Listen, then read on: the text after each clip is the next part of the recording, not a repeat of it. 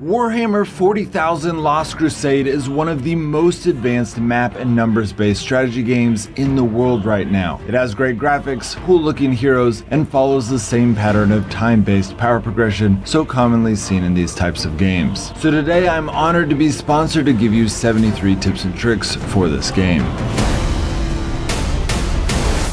Okay, so the first thing that you need to know about this game is how the map is set up. When you first start the game, you will start out somewhere in the outer sector, just kind of somewhere in space, and there will be lots of enemies around you, sometimes other players around you. But before we get into all of the little enemies that you can kill and all of the stuff around you, you need to understand how the base is set up. If you zoom out even just a little bit, you will probably find a Void Fortress. If you look at the details, you will see that alliances can capture these for extra bonuses, like this one gives a harvesting speed of plus 5%. These Void Fortresses are all over the map, so if you have a decent alliance, you should be able to capture at least one of these under your control. As you zoom out, you will see on the mini-map in the top right that there are 8 bigger platforms that are called Black Rock Stations. These Black Rock Stations give even bigger bonuses when they're captured, but there's only 8 of them, so you have to have a good alliance to be able to capture them. In addition to having their own rewards, like this one gives adamantium production capacity plus 5% and research speed plus 5, they also give you all of these extra rewards for conquering them. Then as you get into the center of the map, you will see Fort Obsidian. Fort Obsidian has 4 defense turrets and has crazy defenses, but if your alliance is able to capture it, you get some crazy rewards. Now, one catch on Fort Obsidian is that it does not open up for the first month of a new server. So when you first download the game, you will probably see that Fort Obsidian still has several weeks before it gets released. In addition to getting all of these rewards for conquering it, the alliance leader of the one who conquers it can assign up to 7 roles, each of those roles giving huge benefits. And then they can also assign 3 negative roles for their enemies to punish them for being their enemies. So that's the center of the map and kind of the ultimate first war of the map. And you'll see all of these territories from these alliances. These are these people claiming these territories. These guys are wanting to claim this territory because there's 2 days before Fort Obsidian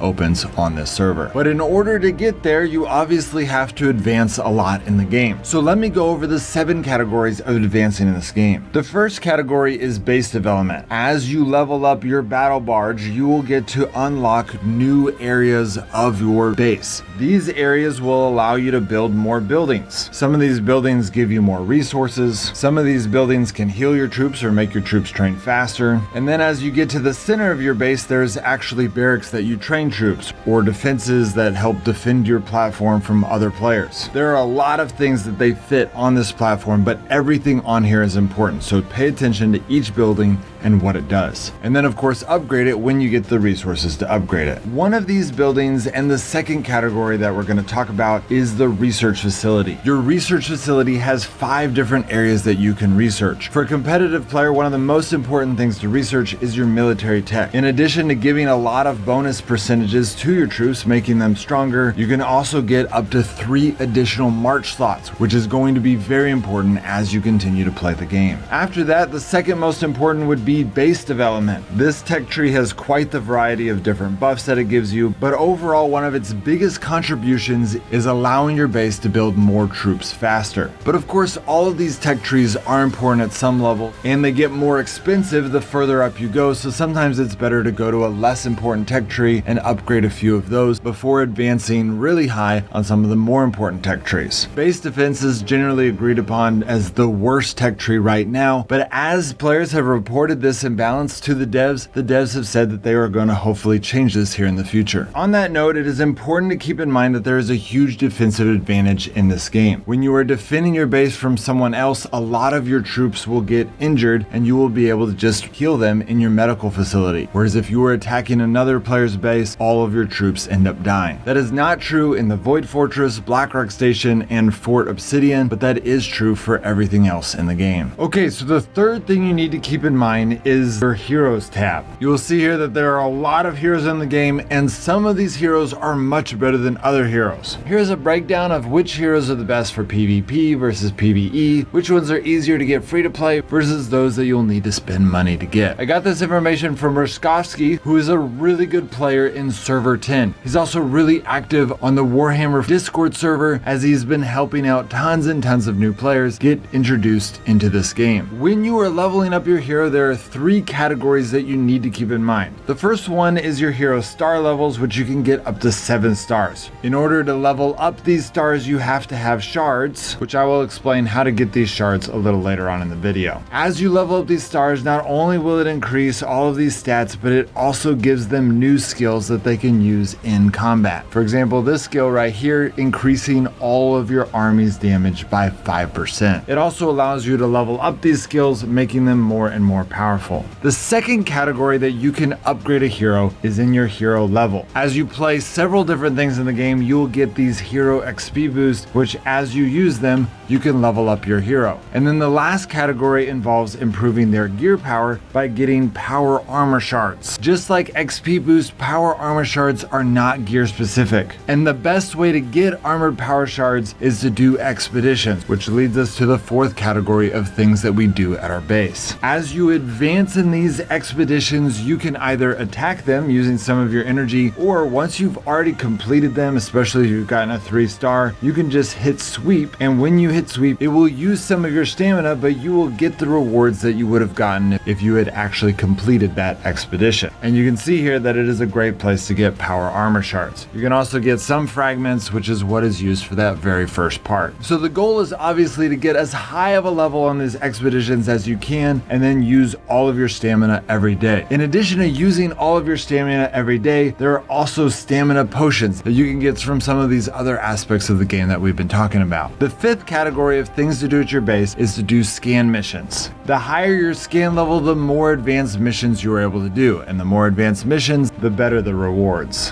When you are completing these missions, keep in mind your user abilities. It slows down time just a little bit, but it can do a lot more damage if you use those skills. Once you complete everything in that scan, you obviously need to scan again to do more. And then once you reach this number of scans right here, you will be able to go to that next level and have those bigger and better quests with bigger and better rewards. Very similar to scanning, but actually quite a bit different, is searching the map for Chaos Force, hostile fleets, metal mines, fuel mines, adamantium, plasma, and even crystal mines. Crystals are usually something you pay for, but you can actually mine them in the game.